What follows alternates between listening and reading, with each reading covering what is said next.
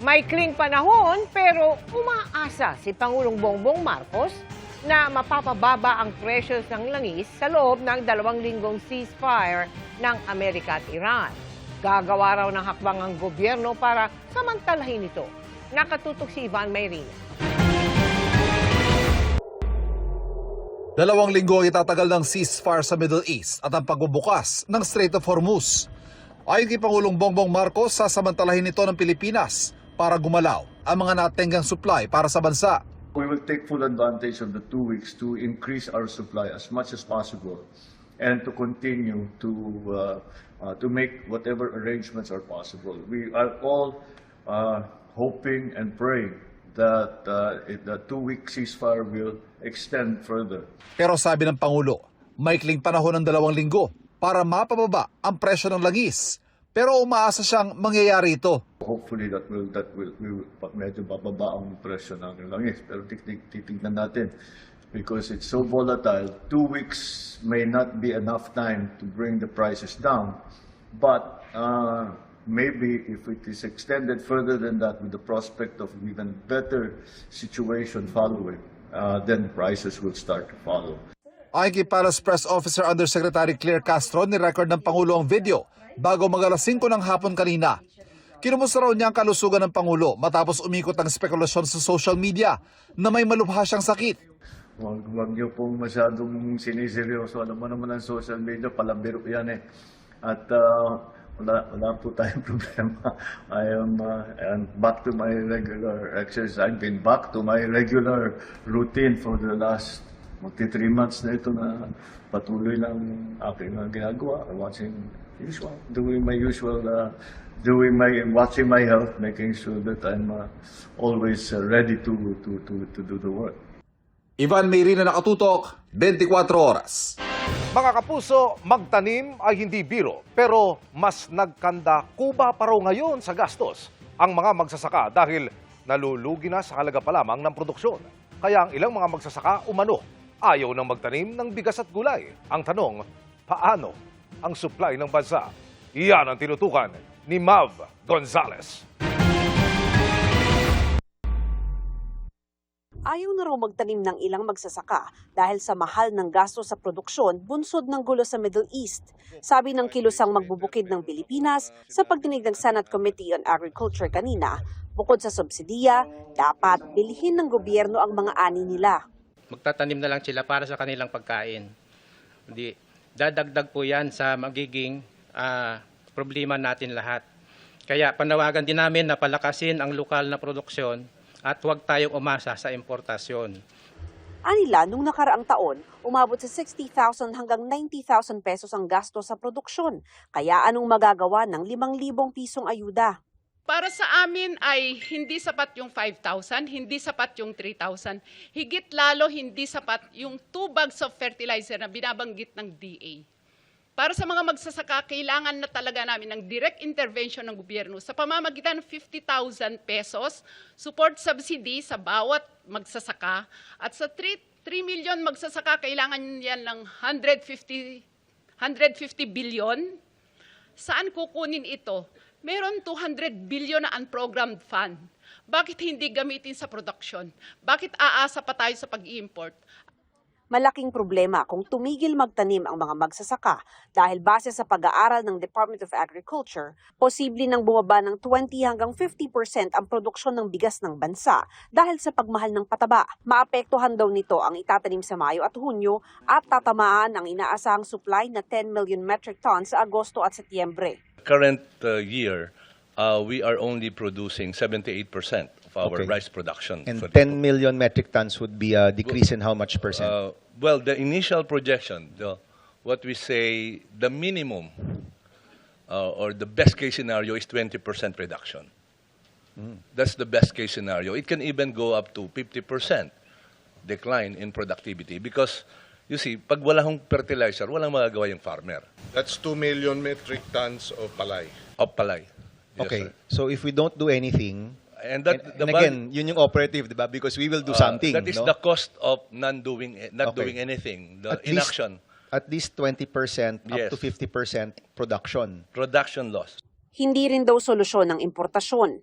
all the countries in the world are doing the same. They're experiencing the same situation, sir. So ang sinasabi niyo po is Mr. Chair. posible na wala rin tayong mapagbilhan.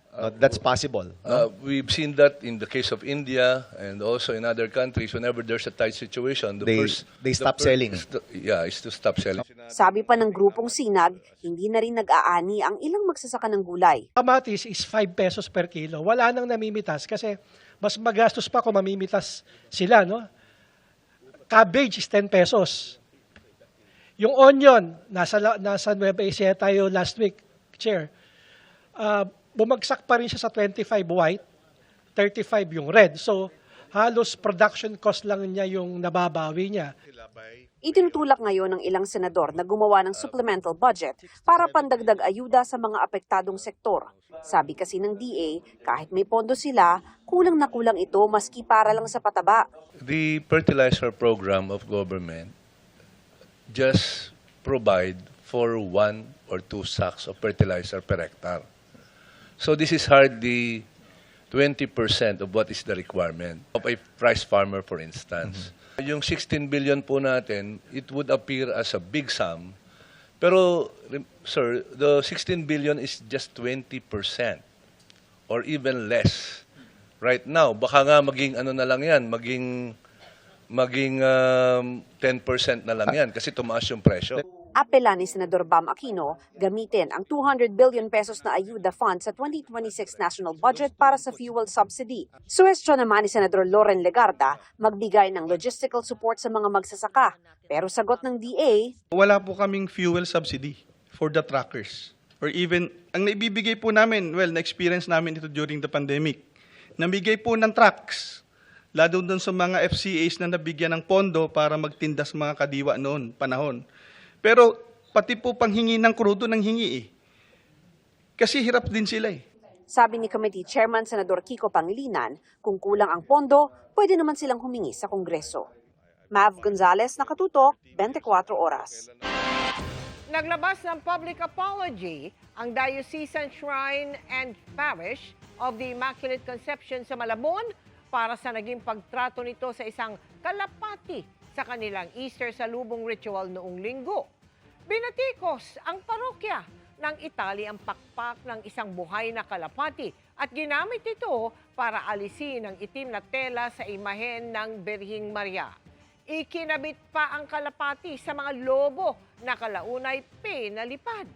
Sa isang pahayag, sinabi ng parokya na pinili nilang gumamit ng kalapati sa Easter salubong dahil mas ligtas ito kaysa sa paggamit ng batang costume ng anghel. Humingi rin sila ng paumanhin kay Caloocan Bishop Pablo Virgilio Cardinal Davi. Bagamat naroon daw ang kardinal, tanging ang pag-alis lamang ng belo ang nakita nito. Humingi rin ng paumanhin ang Diocese of Caloocan at sinabing tutol ang kardinal sa ginawa ng Malabon Parish. Anila, nangako na ang parokya na hindi na ito Aabot umano sa halos 2 bilyong piso ang na-deliver na pera ng contractor na si Sally Santos kay dating DPWH Engineer Bryce Hernandez mula 2024 hanggang 2025. Ang mga yan, galing anya sa mismong pondo ng flood control project sa Bulacan. Nakatutok si Maki Pulido. Sa pagdinig ng kasong malversation kaugnay ng Ghost Flood Control Project sa Pandi, Bulacan, laban kina dating Senador Bong Revilla at 6 na dating opisyal ng DPWH Bulacan, sumalang si Sally Santos. Si Santos ang may-ari ng Sims Construction Trading na nagsabing pinagamit niya ang kanyang lisensya ng kanyang kumpanya sa mga engineer ng Department of Public Works and Highways, kaya ito nagamit sa mga ghost projects. Sa mga akusado, si Bryce Hernandez ang kanyang idiniin. Ayon kay Santos, wala raw siyang ibang kausap maliban kay Hernandez na Assistant District Engineer noon ng DPWH Bulacan 1st District. Nasa 1.7 billion pesos daw ang perang na-deliver niya kay Hernandez mula 2024 hanggang 2025. Nabawas na dito ang kabuang 86 million pesos na royalty fee o parte ni Santos dahil pinahiram niya kay Hernandez ang lisensya ng kanyang construction company. Ito'y mula sa pondong inilaan para sa 42 flood control projects sa Bulacan. Isa na rito ang di umano'y 92 million ghost flood control project sa Pandi. Sabi pa ni Santos, nag-withdraw siya ng aabot sa 400 million pesos at personal na dineliver ito sa opisina ni Hernandez sa DPWH Bulacan. Staff daw ni Hernandez at minsan ang security guard pa ang tumutulong sa kanyang magbuhat ng mga kartong puno ng pera.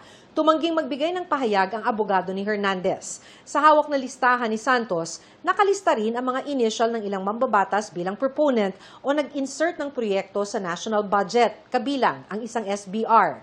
Para sa kampo ni Revilla, malinaw sa mga testimonya ng mga testigo na walang partisipasyon ang dating senador.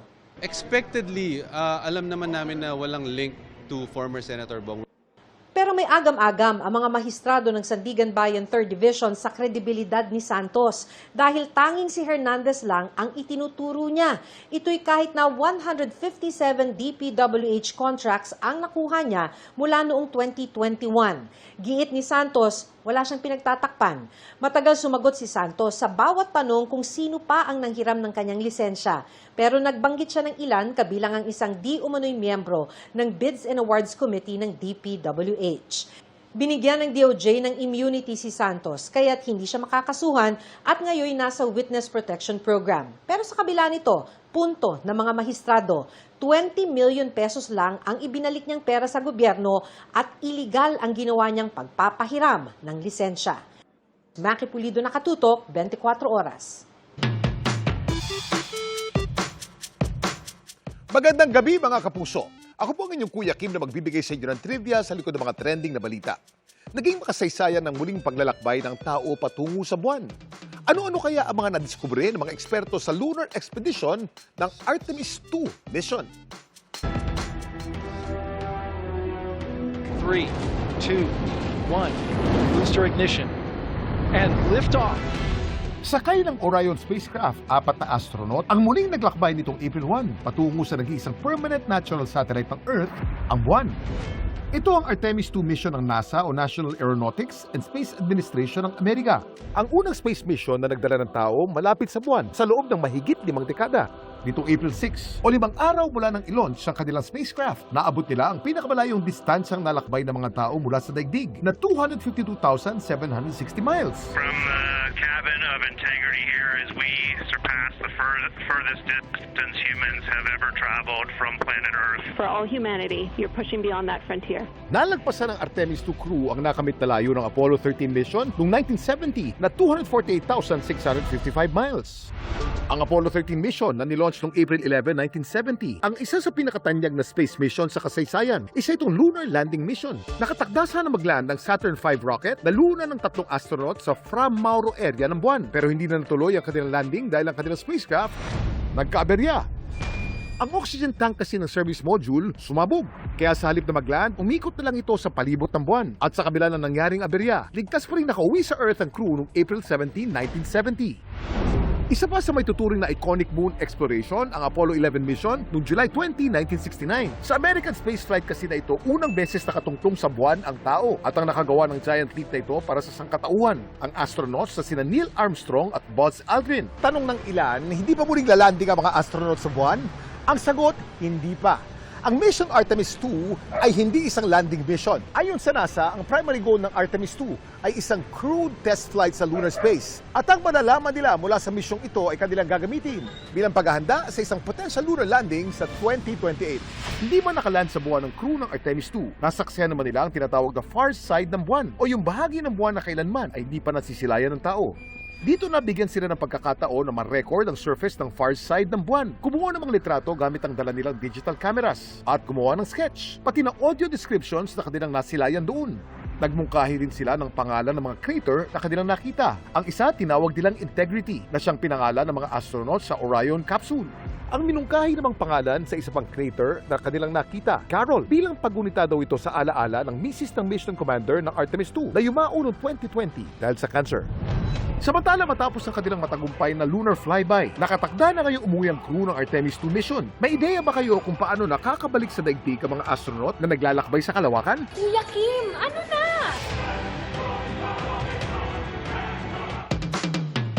Ang spacecraft na lula ng 4 na astronaut ng Artemis II mission ay inaasahan na mag-re-enter sa ating atmosphere sa April 10. Ito'y magsa-splashdown o babagsak sa bahagi ng Pacific Ocean malapit sa San Diego, California sa Amerika. May mga nakatalagang recovery team para i-retrieve ang crew gamit ang helicopter. Tsaka sila dadalhin sa USS John P. Murtha. Sasailalim sila doon sa post-mission medical evaluation bago bumiyahe pa uwi sa Johnson Space Center ng NASA sa Houston, Texas. Samantala, para malaman ang trivia sa likod ng viral na balita, i-post o i-comment lang, #Kuya Kim, ano na? Laging tandaan, importante ang may alam. Ako po si Kuya Kim at sagot po kayo 24 oras. Sa mga taga-Maynila na nagbabalak magtayo ng inflatable at makeshift pool sa kalsada to beat the summer heat, ipinagbabawal na yan at posible kayong hulihin. 27 na nga ang nasampulan ng mga pulis Maynila. Nakatutok si Oscar Oida. Bakit ka nga naman daw dadayo pa sa malayo kung sa tapat lang ng bahay pwede nang magtampisaw? Ganyan ang trip ng ilang batang inabutan namin kaninang hapon na nag-e-enjoy sa inflatable pool na nakalatag sa kalsada. Di alintana ang mga dumaraang sasakyan. Kasi kung magpupunta sila sa mga resort, digdag gastos, katulad niya, mataas na ang gasolina. Imbis na pambibili na lang ng makakain, di ba? Ganyan na lang. Pero ang Manila Police District tila di approve sa ganyan. Bukod daw kasi sa mapanganib, matagal na tong ipinagbabawal. Katunayan, nito lang Lunes, may mga pinagbabaklas ng inflatable pool na natsyempuan nila sa may kahabaan ng Kapulong Street sa Tondo, Maynila. Kasi may mga reklamo sa Bilis Kilos Action Center, 911, at saka sa mga hotline and page ng Raksabago Police Station na marami ng mga inflatable pool na inilalagay dito sa mga main roads natin like Kapulong. So, delikado ito. At ipinagbabawal ito ng mga ordinansa, lalo na ng batas. Batid naman daw ng mga pulis na gusto lang magpapresko ng mga residente. Pero sana daw ay di sa paraang lubharing mapanganib. Paano pag naapakan yung mga naliligo ng mga kabataan doon ng mga malalaking truck dyan sa Kapulong? Kaya hiling nila sa publiko, huwag nang magmatigas. Ilang beses na tayo nagbigay ng warning. Ngayon, doon sa mga matitigas ang ulot, hindi naniniwala dito sa mga ordinansa na ipinapatupad. Pag nahuhuli namin, wala nang warning, file case na agad. So ibig sabihin, habang patuloy silang nagbabiolate ng mga ordinansa, patuloy namin silang kinakasuhan. Wala tayong magagawa, kailangan natin sumunod sa city ordinance, di ba? Kasi magkokos ng traffic, katulad yan, traffic ngayon dito, mainit pa yung panahon. Samantala, sa nakalipas sa 2 araw ng pagpapaigting ng Safer Cities Initiative, umabot na sa mahigit 24,000 ang nahuhuling violators ng PNP. Tinatayang nasa 5.6 million pesos ang kabuong halaga ng mga fine na makukolekta. Pinakamaraming violators na nahuli ang Southern Police District na umabot sa mahigit 12,000. Gaya sa mga syudad tulad ng Muntinlupa, Makati at Pasay. Karamihan sa mga naitalang paglabag ay drinking and smoking in public places, roaming streets without shirts, using karaoke beyond allowed time, at minors violating curfew hours. Paglilinaw ng PNP, lalo na sa mga nagsasabi umanong overkill ang kanilang operasyon. Wala raw bago sa mga ipinatutupad na ordinansa. Hindi naman po ito pananakot, ito po ay pinapakita natin kung gaano po kaseryoso ang ating PNP na i-implement yung utos at direktiba sa atin. Nandyan din po yung mga barangay, nandyan po yung counterpart ng DSWD, kung kaya po yung mga minors ay hindi lamang po pulis yung nag-i-inform sa kanila nung kanilang mga paglabag. Yung intervention po ay nanggagaling po dun sa ating mga social workers po. Oscar Oida, nakatutok, 24 oras. Halos kalahating milyong Pilipino na walang trabaho at libu-libong posibleng madagdag sa kategorya ng mahihirap.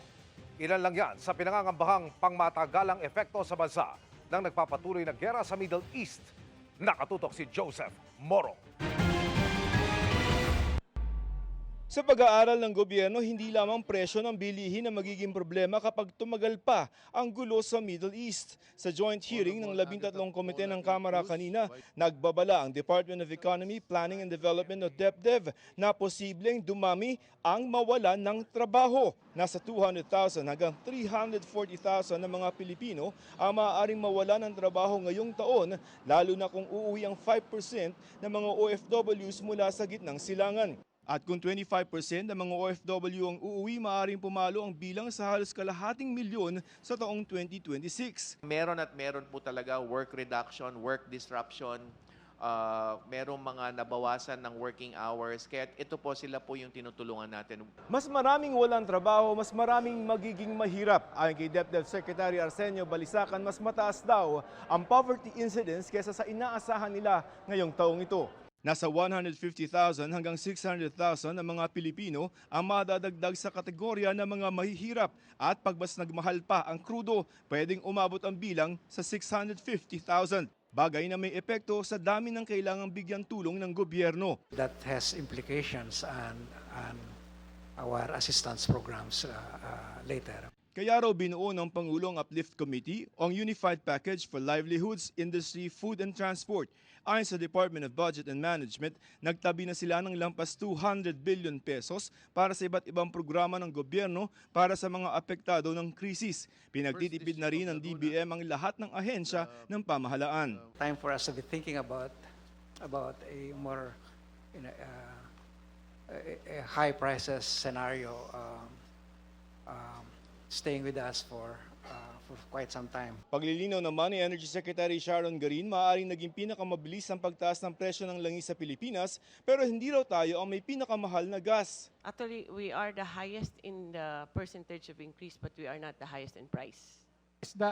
I said that. We're actually one of the in the middle sa price compared to the rest of the world. We are just the most vulnerable in terms of like what's happening now. Yung response niya, tayo yung pinakamataas na akyat. Joseph Morong, Nakatutok 24 Oras. Abalaman sa paghahanda para sa upcoming series na Task Force Firewall, ready to lend a hand daw si Kylene Alcantara para sa mga apektado ngayon ng mahal na langis. Katunayan, may plano na raw siya para tumulong in her own little way. Ang kanyang inspirasyon, ichichika ni Aubrey Carampel. Litaw na litaw ang morena glow and summer-ready body ni Sparkle star Kylene Alcantara in an off-white co-ord outfit nang dumating sa isang event. Ang kanyang fit physique resulta ng kanyang pagiging physically active at paghahanda na rin sa kanyang role sa upcoming Kapuso action series na Task Force Firewall. I do Pilates and with my upcoming show po, Firewall, syempre kailangan ng mga physical activities katulad ng firing and then also boxing, Muay Thai. Kapansin-pansin din ang kanyang tanned skin na resulta naman ng kanyang beach trips. Nakapag-relax and reflect daw siya nitong nakaraang Holy Week. Nagawa rin daw nila ang kanilang Visita Iglesia tradisyon. Nitong Good Friday, nag-post si Kylene ng kanyang cover ng Bruno Mars song na Risk It All, nakasama rin sa kanyang reflection. May mga videos kasi ako nakikita na they're dedicating that song to God or to Jesus. So, naisip ko siyang i-recreate. And then, yeah, pasok naman yung Risk It All because I will risk it all for Jesus and for God. Gaya naman ng marami nating kababayan, apektado rin daw si Kylene ng energy crisis. Kaya mayroon din siyang ginagawa para makatipid. Bawas sa paglabas-labas kasi para hindi masyadong magastos po sa gastos ko, Lord. And also, bawas talaga sa lahat ng expenses. Sa bahay, as much as possible, sarado lahat, na-unplug lahat ng mga kailangan i-unplug, ganyan. At para naman daw makatulong sa sektor na labis na naapektuhan ng pagtaas ng gasolina, may plano raw si Kylene na tumulong in her own little way. Second homage to my lolo na jeepney driver before sa Bicol. So, syempre, gusto kong pumunta lang sa isang fuel station. Aubrey Carampel, updated sa Showbiz Happenings. Literal na sinuklian ng isang kuya sa Iloilo City ang pagsusumikap sa pag-aaral ng kanyang kapatid. Sa moving up ceremony, hindi lang basta garland o bulaklak ang ibinigay ni Kuya kay Bunso, kundi money bouquet with a twist. Ang money bouquet, puro bariyang piso. Isang oras daw itong binuo ni Youth Cooper John Marr para tuparin ang wish na bouquet ng kapatid at grade 10 completer na si Jaya. Biro ng ilan mga kapuso, hindi nga raw tinamad pero tinipid. 50 pesos na tigpipiso man raw yan. Sobrang nasorpresa naman si Bunso at tinanggihan na ang paper bills na alok ng kuya. Sapat na raw ang dinner celebration. Kaya para sa iyo, Jaya, coin congratulations!